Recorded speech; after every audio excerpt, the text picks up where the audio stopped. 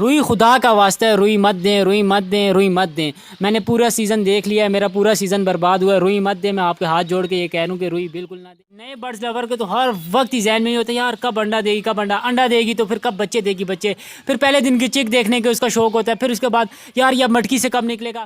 نہ اس کے داتری وغیرہ کی ضرورت ہے، نہ کوئی آری بلیڈ کی ضرورت ہے۔ دیکھیں یہ جب زمین پہ لگی ہوئی ہوتی ہے، اس کو یوں کریں گے ٹک ٹک ٹک ٹک کر کے یہ ساری باہر نکل آتی ہے۔ اب اس کو لایا، اس میں محنت ضرور ہے، لیکن جب آپ کو اس کا رزلٹ آئے گا آپ کہیں گے یار میں 2 گھنٹے اور لگا کر بھی اس کو کہیں سے اور سے میں توڑ کے لوں۔ اسلام آباد پنڈی والوں کے لیے تو یار کوئی مسئلہ نہیں۔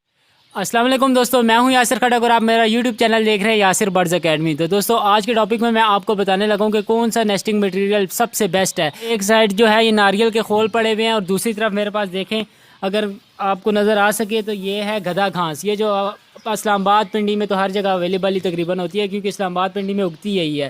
برسات زیادہ ہوتی ہے یہاں پر تو گرین گھاس جو ہوتی ہے یہ بہت ہوتی ہے، لیکن یہ وہ گرین گھاس نہیں ہے جو عام طور پر لان وغیرہ میں لگی ہوئی ہوتی ہے۔ یہ دیکھیں یہ باقاعدہ ایک لمبی تار کی طرح تار نما ہوتی ہے اور یہ لمبی سی ہوتی ہے، اس کو گدھا گھاس بولتے ہیں۔ میں نے وہ پہلی بار مشتاق بھائی سے سنا تھا کہ اس کو گدھا گھاس بولتے ہیں، لیکن کراچی میں جب مشتاق بھائی اس کو پرچیز کرتے تھے تو اس ٹائم وہ مشتاق بھائی یہی کہہ کر پرچیز کرتے تھے کہ یہ گدھا گھاس ہے۔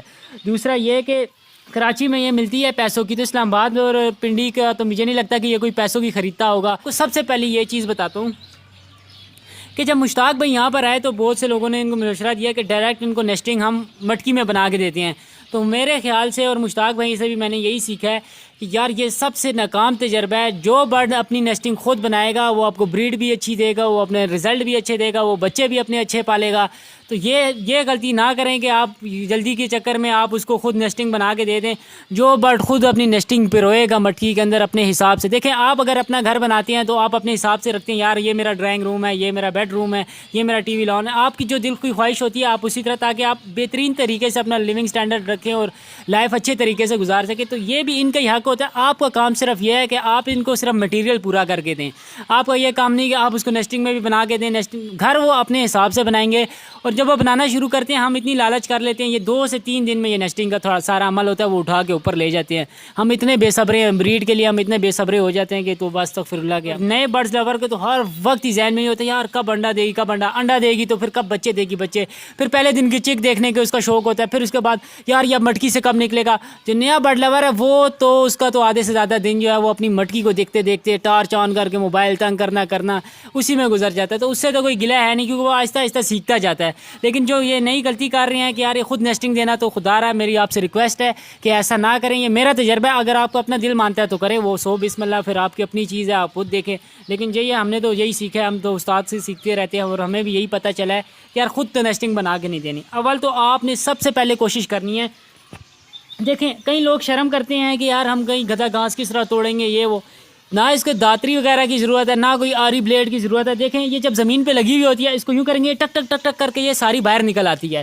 جب ساری باہر نکل آتی ہے تو یہ ایک دیکھیں، اب میں آپ کو اس کو ڈیمو کر کے دکھا دیتا ہوں۔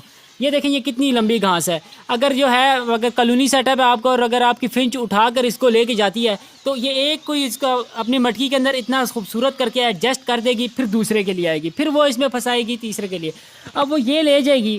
اس میں اتنا کوئی مٹیریل ہی نہیں ہے کہ یار وہ جس کو پرو سکے اپنے طریقے سے۔ اب یہ اگر دیکھیں اس کی لینتھ دیکھیں، اب تقریباً یہ تو ابھی چھوٹی ہے، کہیں میں نے دیکھیں 5 فٹ تک بھی میں نے لمبے یہ نیسٹنگ مٹیریل دیکھے ہیں، تو وہ ایک سے ہی وہ تقریباً اپنا اتنا خوبصورت طریقے سے پروتی ہے کہ دوستو شرم بالکل نہیں کریں۔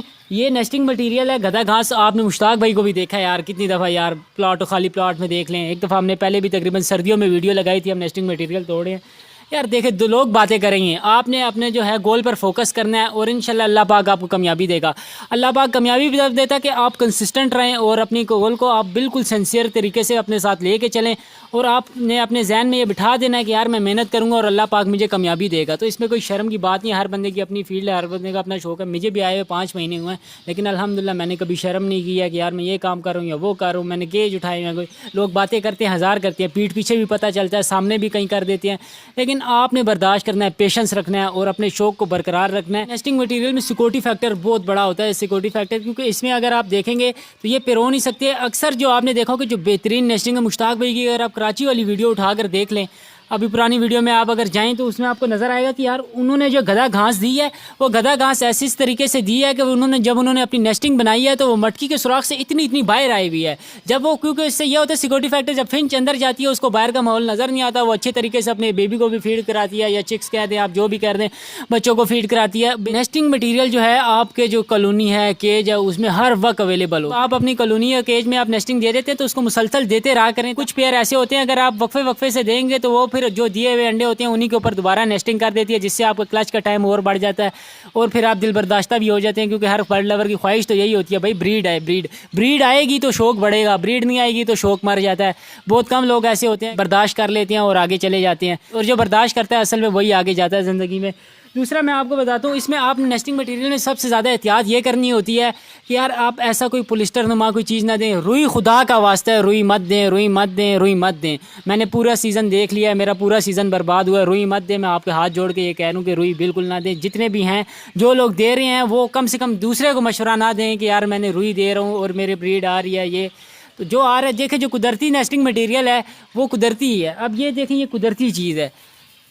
अब इसको लाया, इसमें मेहनत ज़रूर है, लेकिन जब आपको इसका रिजल्ट आएगा आप कहेंगे यार मैं 2 घंटे और लगा कर भी इसको कहीं से और से मैं तोड़ के लो। इस्लामाबाद पिंडी वालों के लिए तो यार कोई मसला ही नहीं है। जो मेरे लोग जो है इस्लामाबाद पिंडी के वीडियो देख रहे हैं उनके लिए ये कोई भी मसला नहीं है। मैं आपको ये गारंटी दे रहा हूँ कि ये आपको कहीं ना कहीं से भी अवेलेबल मिल जाएगी। तो दोस्तों इस चीज़ का मैं आपको बताऊँ, हाँ अगर आप एक चीज़ कर सकते हैं, अगर आप इसको अपने हाथों से छील सकते हैं तो इसमें थोड़ा थोड़ा आप जो है आप गधा घास में थोड़ा थोड़ा मिक्सचर कर सकते हैं। दोस्तों नेस्टिंग मटेरियल देने से पहले आप एक दफ़ा ज़रूर उसको धो लिया करें। मुश्ताक भाई तो अपनी नेस्टिंग मटेरियल को मैंने अपनी आंखों से देखा है कि कोई भी ऐसी चीज़ नहीं है जो आपने, अगर इन्होंने नारियल के पत्ते भी दिए, नारियल के छिलके भी दिए हैं तो वो भी इन्होंने धो के दिए हैं, और गधा घास तो वो तकरीबन 2-3 बार धो के सुखा के फिर देते हैं।